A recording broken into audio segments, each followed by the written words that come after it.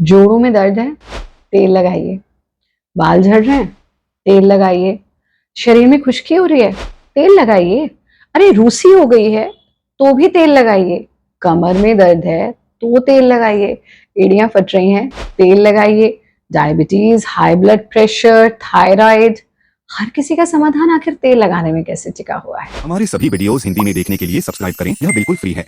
नमस्ते, मैं हूं आचार्य प्रतिष्ठा। आपने अक्सर हमें कई कई कई प्लेटफॉर्म्स पे तेल के एप्लीकेशन पर बात करते हुए देखा होगा, और सत्य भी है। हम जिस वेलनेस की परंपरा से आते हैं, अगर हम योग की बात करें, आयुर्वेद की बात करें, तो ऑयल एप्लीकेशन बहुत महत्वपूर्ण रोल प्ले करता है। और विशेष रूप से अभ्यंग का बहुत महत्व है, मसाज का बहुत महत्व है। हमारी कुछ वीडियोस पर मिलियंस ऑफ लोगों ने कमेंट्स किए, मिलियंस ऑफ व्यूज आए, और उससे मिलियंस ऑफ लोगों ने अपने असाध्य रोग भी दूर किए, जैसे कि भारत योग की घर्षण क्रिया, जिसमें तेल कहाँ कहाँ लगाना है, किस समय लगाना है, बहुत महत्वपूर्ण है। तैलम क्रिया भारत योग की, वहां भी तेल एप्लीकेशन। आज हम इस विषय पर बात कर रहे हैं कि क्या जिस तरह से हमारा भोजन होता है, हम अक्सर कहते हैं ना वी शेप में खाइए, सुबह को भरपेट बड़ा सा एक सम्पशस मील लीजिए, फिर दिन में उससे भी छोटा, और रात्रि में बिल्कुल फकीर की तरह। तो क्या ऐसे, और वैसी हमारी शरीर की संरचना हो जाती है, दिमाग तेज होगा, कमर और पतली होगी, और आप का पेट बिल्कुल ही गायब हो जाएगा। तो इसी तरह से क्या हमारी दिन का जो कार्केडियन रिदम है, मतलब सूर्य का जो रिदम है, उसके साथ क्या हमारे बॉडी के ऑयल एप्लीकेशन टॉप से टो तक का भी मैटर करता है? एब्सोल्युटली मैटर करता है। तो आज हम बात करेंगे कि पूरे दिन में हमको किस किस वक्त कहाँ कहाँ पर तेल एप्लीकेशन करना चाहिए। तो सीधा सीधा आज की चर्चा को शुरू करते हैं विदाउट एनी डिले, और आप इस वीडियो को अंत तक देखिएगा। फिर आप बताइएगा कि आप ऑलरेडी कहाँ कहाँ पर तेल अप्लाई कर रहे हैं और किस वक्त किस समय पर करते हैं। सबसे पहले हम बात कर लेते हैं उठते के साथ, यानी प्रातःकाल। प्रातःकाल कौन से तेल का प्रयोग किस प्रकार से किया जाए कि वो हमारे पूरे शरीर को स्वस्थ रखे और हमारे असाध्य रोगों को दूर कर दे। तो बहुत अच्छा तरीका होता है कि उठते के साथ तेल का एप्लीकेशन ओरल हो, यानी मुख में। तो हमको क्या करना चाहिए कि उठते के साथ हम 1 चम्मच तेल लें। अगर सर्दियां हैं तो आप तिल का तेल लीजिए, सेसमे ऑयल, और अगर गर्मियां हैं तो आप कोकोनट ऑयल लीजिए। उसको अपने मुंह में डालिए, यानी आपने प्रातःकाल का जो आपका जल है उसका सेवन कर लिया है और अब आप मल विसर्जन कर चुके हैं। फिर आप इस तेल को मुंह में डालिए और उसे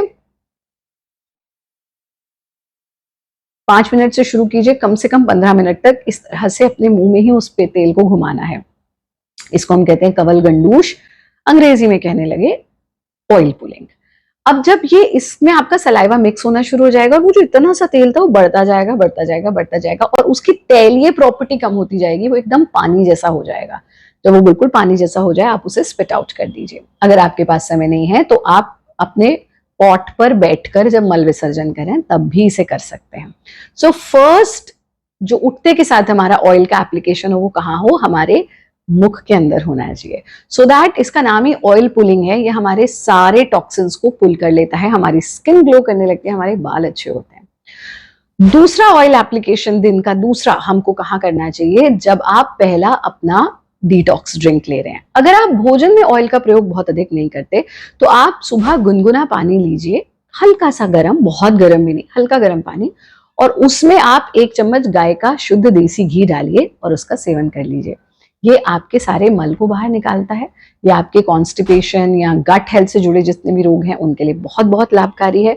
लेकिन अगर आप ऑलरेडी दिन में तेल से भरा हुआ पूरा खाना ले रहे हैं, मतलब तेल में सब्जियां बन रही हैं, दाल छौंक रहे हैं और खूब पराठे वराठे चल रहे हैं, रोटी पे भी घी लगा के खा रहे हैं, तब फिर इसको मत कीजिए। बट अगर आप दिन में बिल्कुल भी ऑयल का इंटेक नहीं करते हैं या घी का इंटेक नहीं करते हैं तो फिर आप सुबह ये काम कर सकते हैं। बट अगर आप दिन में ऑलरेडी खाना तेल में, जो कि भारतीय भोजन बनता है, तो फिर इसको आप अवॉइड कर सकते हैं। ये हुआ हमारा दूसरा एप्लीकेशन ऑफ ऑयल।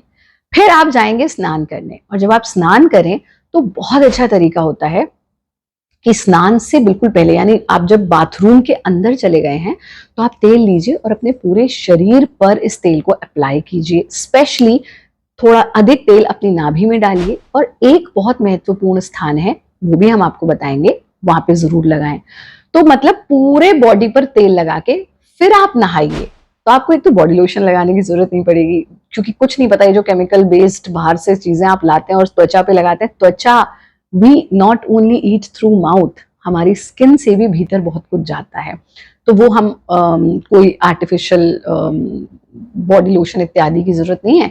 आप इसको शरीर पे अच्छे से तेल मर्दन कीजिए और फिर नहा लीजिए।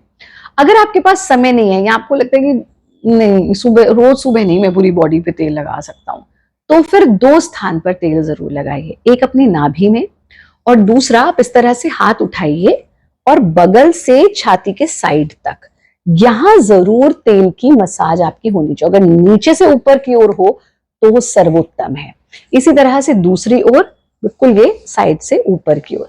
ये आपके हृदय के स्वास्थ्य के लिए बहुत जरूरी है, और हृदय ही नहीं, ये आपके लिम्स के स्वास्थ्य के लिए भी और आपके ओवरऑल हेल्थ के लिए बहुत जरूरी है। तो हमने क्या बताया कि या तो स्नान से पहले पूरे शरीर में तेल का एप्लीकेशन कीजिए और स्नान कर लीजिए, वो तो आपकी त्वचा भी बहुत अच्छी हो जाएगी अगर आप ऐसा करें।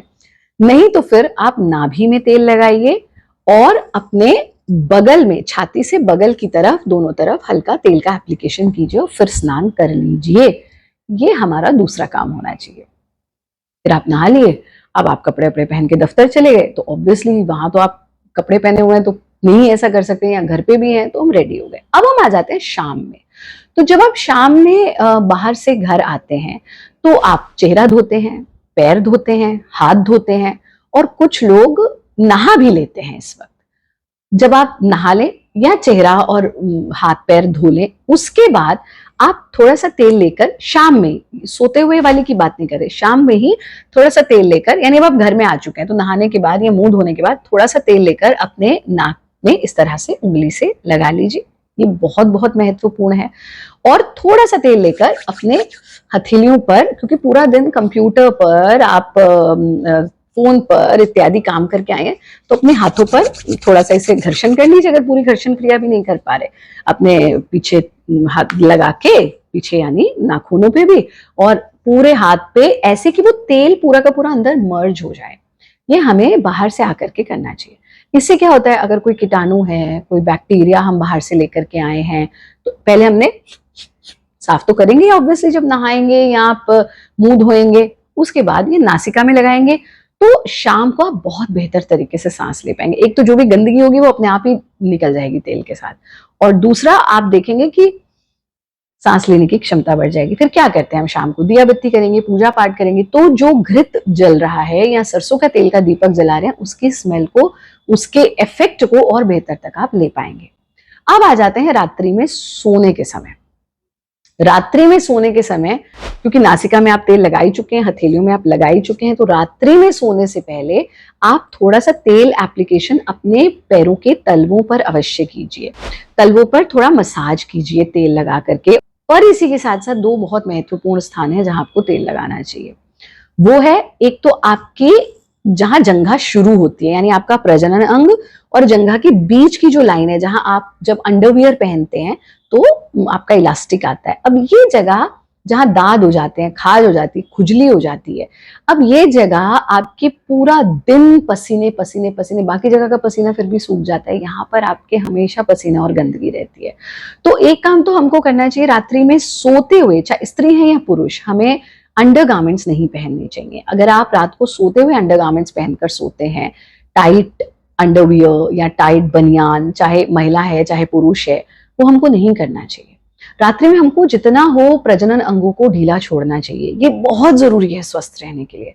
और साथ में ही आप थोड़ा तेल लेकर के अपनी दाएं प्रजनन अंग और जंघा के बीच में तेल का एप्लीकेशन कीजिए, बाईं ओर प्रजनन अंग और जंघा के बीच में तेल का एप्लीकेशन कीजिए। इसी तेल को पीछे जो आपका हिप जॉइंट हो जाता है, वहां पर भी तेल का एप्लीकेशन होना बहुत जरूरी है। तो एक तो ये हुआ, पहला हुआ तलवों में और पैरों के नाखूनों में, फिर दूसरा हुआ आपके जंघा और प्रजनन अंग के बीच का जो आपका जोड़ है उसमें, ऐसे पीछे हिप जॉइंट में, और तीसरा हमारे एनस पर, यानी थोड़ा तेल लेकर के आप अपनी गुदा को खोलिए, ऐसे बहुत प्रेस नहीं करना, अंदर नहीं डालना, सिर्फ आपने गुदा की ओपनिंग की और ऐसे उंगली से लेकर के उसे अपने पूरे, जहां से साफ शब्द में कहें, जहां से आप मल त्याग करते हैं, पॉटी करते हैं, जहां से, उस स्थान पर आप तेल को अप्लाई कर दीजिए, अच्छे से लगा रहने दीजिए। हमको ना उंगली अंदर डालनी है, ना उसको प्रेस करना है, ना घिसना है, ना मालिश करनी, कुछ नहीं, सिर्फ अपने हिप को खोलेंगे गुदा को, और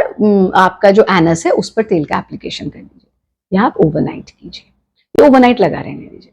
आप ये कितने माइन्यूट छोटी छोटी छोटी छोटी चीजें हमने बताई जो आपको करनी है, बट ये आप देखेंगे कि आपके कुछ समय में आपका चेहरा बदलने लगेगा, आपकी गट हेल्थ चेंज होने लगेगी, क्योंकि नाभि में भी तेल हो गया, गुदा पर भी हो गया, आपके पंजों पर हो गया, आपके हथेली पर हो गया। और हफ्ते में एक दिन, जिस दिन संडे सैटरडे समझ लीजिए, संडे को सर धो रहे हैं तो, या कोई भी जिस दिन आप सर धोते हैं उसके एक दिन पहले हमें अपने पूरे के पूरे जो रूट्स हैं उन पर तेल का एप्लीकेशन बहुत जरूरी है। तो ये अवश्य अवश्य करें, ये आपके लिए बहुत लाभकारी है। और रूट से लेकर के पैरों के ये बालों के अंत तक हमको तेल लगाना चाहिए। तो सप्ताह में एक दिन या सप्ताह में 2 दिन हमें अपना हेड में ऑयलिंग और मसाज बहुत जरूरी है।